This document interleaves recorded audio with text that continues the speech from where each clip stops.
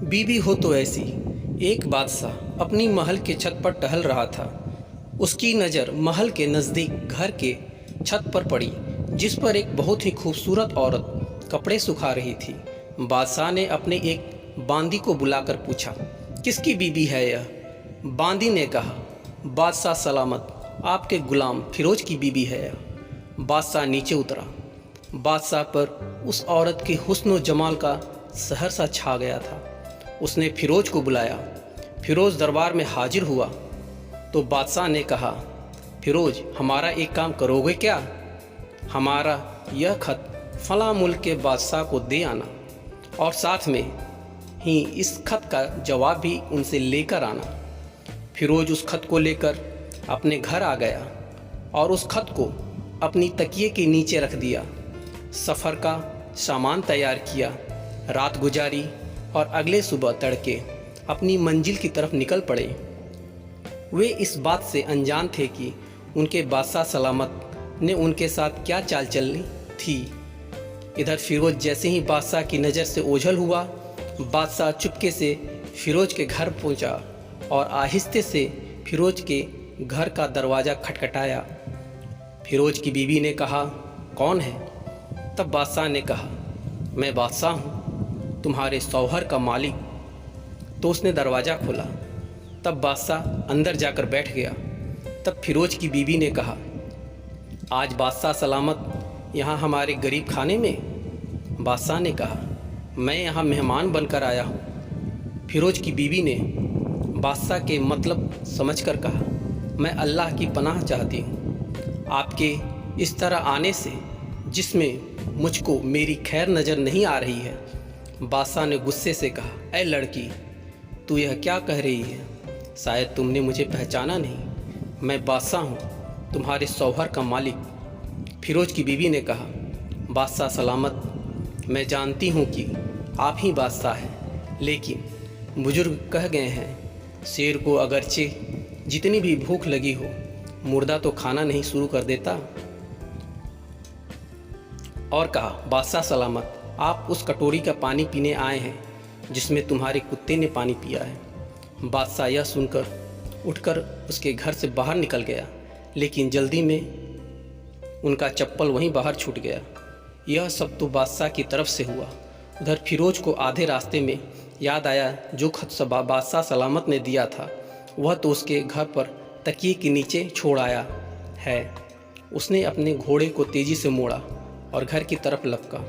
फिरोज अपने घर पहुंचा। तब तकिए के नीचे से खत निकालते वक्त पलंग के नीचे रखे बादशाह के नौलन मुलायम चप्पल पर पड़ी। वह जल्दी में भूल गया था। फिरोज का सर चकरा कर रह गया और वह सारी बात समझ गया कि बादशाह ने उसे सिर्फ इसलिए भेजा ताकि वह अपना मतलब पूरा कर सके। फिरोज बिना किसी को कुछ बताए चुपचाप घर से वापस निकल गया और अपना काम ख़त्म करने के बाद बादशाह के पास वापस आया तो बादशाह ने उसे इनाम के तौर पर 100 दिनार दिए।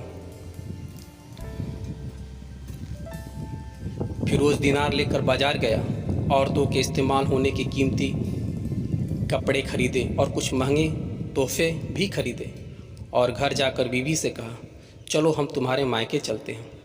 बीवी ने पूछा, यह क्या है? फिरोज ने कहा, बादशाह ने हमें इनाम दिया है और मैं चाहता हूँ तुम यह पहनकर अपने घर वालों को दिखाओ। बीवी, जैसा आप चाहें। बीवी तैयार हुई और अपने वालिदैन के घर अपने शौहर के साथ रवाना हुई। दामाद और बेटी और उनके द्वारा लाए गए तोहफे को देखकर वे लोग बहुत खुश हुए। फिरोज बीवी को छोड़कर वापस आ गया। 1 महीना गुजरने के बाद उसने ना बीवी को पूछा ना ही उसको वापस बुलाया। फिर कुछ दिन बाद उसके साले उससे मिलने आए और फिरोज से कहा, आप हमें अपनी बहन से गुस्से और नाराज़गी की वजह बताएं या फिर हम आपको काजी के सामने पेश करेंगे। तो उसने कहा, तुम अगर चाहो तो कर सकते हो, लेकिन उसके जिम्मे मेरा कोई हक बाकी नहीं जिसको मैंने अदा नहीं किया हो। तो वह लोग अपना केस काजी के पास ले गए। काजी साहब ने फिरोज को बुलाया। काजी उस वक्त बादशाह के पास बैठा हुआ था। लड़की के भाइयों ने कहा, अल्लाह बादशाह सलामत और काजी साहब को सही सलामत रखे।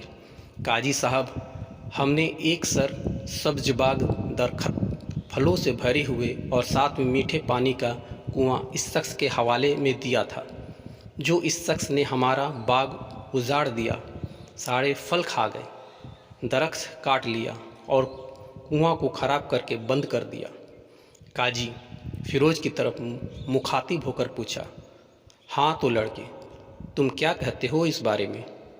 फिरोज़ ने कहा, काजी साहब, जो बाग मुझे दिया गया था वह उससे बेहतर हालत में मैंने उसे वापस किया है। काजी ने पूछा, क्या इसने तुम्हारा बाग तुम्हारे हवाले वैसी ही हालत में वापस किया है जैसा पहले था?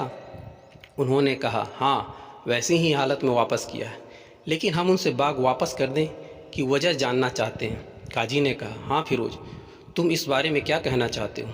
फिरोज़ ने कहा, काजी साहब, मैंने बाग किसी बुग़्ज़ या नफ़रत की वजह से नहीं छोड़ा है, बल्कि इसलिए छोड़ा है कि एक दिन जब मैं बाग में आया तो उसमें मैंने शेर के पंजे के निशान देखे। तब मुझे खौफ हुआ कि शेर मुझे खा जाएगा। इसीलिए शेर के इकराम की वजह से मैंने बाग में जाना बंद कर दिया। बादशाह, जो यह सब टिक लगाकर सुन रहा था, उठकर बैठ गया और कहा, फिरोज़, तुम अपने बाग की तरफ अमन के साथ जाओ। अल्लाह की कसम, इसमें कोई शक नहीं कि शेर तुम्हारे बाग आया था। वह वहाँ ना कोई असर छोड़ सका, ना एक पत्ता तोड़ सका और ना ही कोई फल खा सका। वह वहाँ पर थोड़ी देर रहा और मायूस होकर लौट गया। और खुदा की कसम, मैंने तुम्हारे जैसा बाग के गिर्द लगे मजबूत दीवारें नहीं देखी। फिरोज़ अपने घर लौट आए और अपनी बीबी को भी वापस लेकर आ गया। ना तो काजी को पता चला, ना किसी और को, कि माजरा क्या है। क्या खूब बेहतर है अपने अहलो आयाल के घर को छुपाना कि लोगों को पता ना चले, अपने घरों के भेद किसी पर जाहिर ना होने दें। दोस्तों, यह कहानी आपको कैसी लगी हमें कमेंट करके बताइए। साथ ही हमारे चैनल फुचकू हिंदी स्टोरी को लाइक, शेयर एंड सब्सक्राइब कर लीजिए। कहानी सुनने के लिए आपका धन्यवाद।